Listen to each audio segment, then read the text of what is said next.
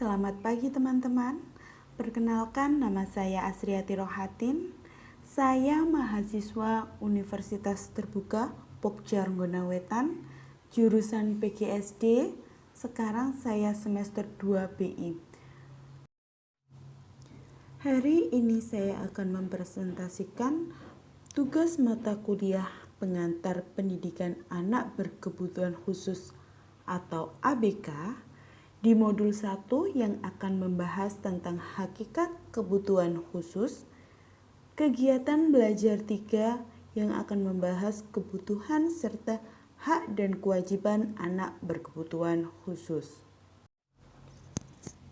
Di sini yang mau saya bahas pertama adalah kebutuhan anak berkelainan atau anak berkebutuhan khusus. Kita semua pasti tahu setiap makhluk Tuhan pasti mempunyai kebutuhannya masing-masing. Sebagaimana yang dikemukakan oleh Maslow dalam Kolasnik 1984. Manusia sebagai makhluk tertinggi memang mempunyai kebutuhan yang sangat kompleks. Mulai dari kebutuhan yang sangat mendasar, yaitu seperti kebutuhan makanan, tempat tinggal, rasa aman, sampai dengan kebutuhan yang tertinggi, yaitu aktualisasi diri, yang merupakan puncak kedewasaan dan kematangan diri seseorang. Tidak berbeda dengan orang-orang normal lainnya, penyandang kelainan juga mempunyai kebutuhan yang sama, yaitu kebutuhan fisik atau kesehatan, kebutuhan sosial emosional, dan kebutuhan pendidikan. Anak berkebutuhan khusus juga memiliki kebutuhan fisik atau kesehatan. Kebutuhan fisik dan kesehatan bagi para penyandang kelainan memerlukan fasilitas yang memungkinkan mereka bergerak sesuai dengan kebutuhannya atau menjalankan kegiatan rutin sehari-hari tanpa harus selalu tergantung pada bantuan orang lain. Kebutuhan fisik ini berkaitan erat dengan jenis kelainan yang disandangnya. Oleh karena itu, layanan kesehatan bagi anak berkebutuhan khusus sebaiknya disediakan sesuai dengan kebutuhannya. Layanan tersebut antara lain adalah physical therapy dan occupational therapy. Yang keduanya berkaitan dengan keterampilan gerak atau motorik skill. Dan speech therapy atau bina wicara bagi penyandang tunarungu. Kebutuhan penyandang kelainan yang kedua adalah kebutuhan sosial emosional. Bersosialisasi merupakan kebutuhan setiap manusia, kita semua tahu hal itu, termasuk para penyandang kelainan. Sebagai akibat dari kelainan yang disandangnya, kebutuhan tersebut terkadang susah untuk dipenuhi. Berbagai kondisi atau keterampilan seperti berikut, seperti mencari teman, memasuki masa remaja, mencari kerja, menjalankan perkawinan, kehidupan seksual, dan membesarkan anak merupakan kondisi yang menimbulkan masalah bagi penyandang kelainan. Masalah-masalah sosialisasi yang dialami dapat menyebabkan gangguan emosional, lebih-lebih bagi keluarga yang mempunyai anak berkebutuhan khusus. Bahkan dari pengalaman sehari-hari dapat disimpulkan bahwa keluarga lebih membutuhkan bantuan dari para ahli seperti psikolog, psikiater, dan lain sebagainya daripada anak berkebutuhan khusus itu sendiri. Kebutuhan anak berkelainan yang ketiga adalah kebutuhan pendidikan. Kebutuhan pendidikan penyandang kelainan meliputi berbagai aspek yang terkait dengan keluarbiasaan yang disandangnya.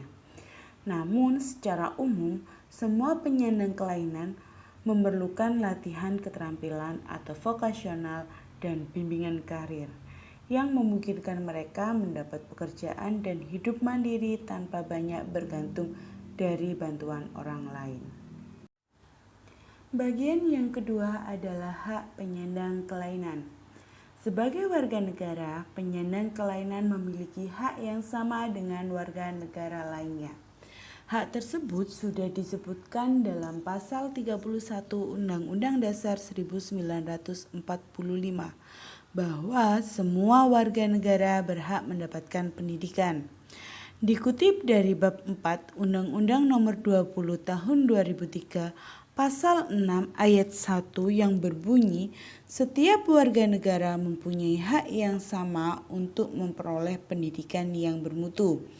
Ayat 2, warga negara yang memiliki kelainan fisik, emosional, mental, intelektual, atau sosial berhak memperoleh pendidikan khusus. Ayat 4, warga negara yang memiliki potensi kecerdasan dan bakat istimewa berhak memperoleh pendidikan khusus. Ayat 5, setiap warga negara berhak mendapat kesempatan meningkatkan pendidikan sepanjang hayat. Dari pasal dan ayat yang saya sebutkan tadi dapat disimpulkan bahwa anak berkebutuhan khusus mempunyai hak yang menjamin kelangsungan pendidikan mereka. Mereka berhak melanjutkan pendidikan jika memang mereka memiliki kemampuan yang dipersyaratkan.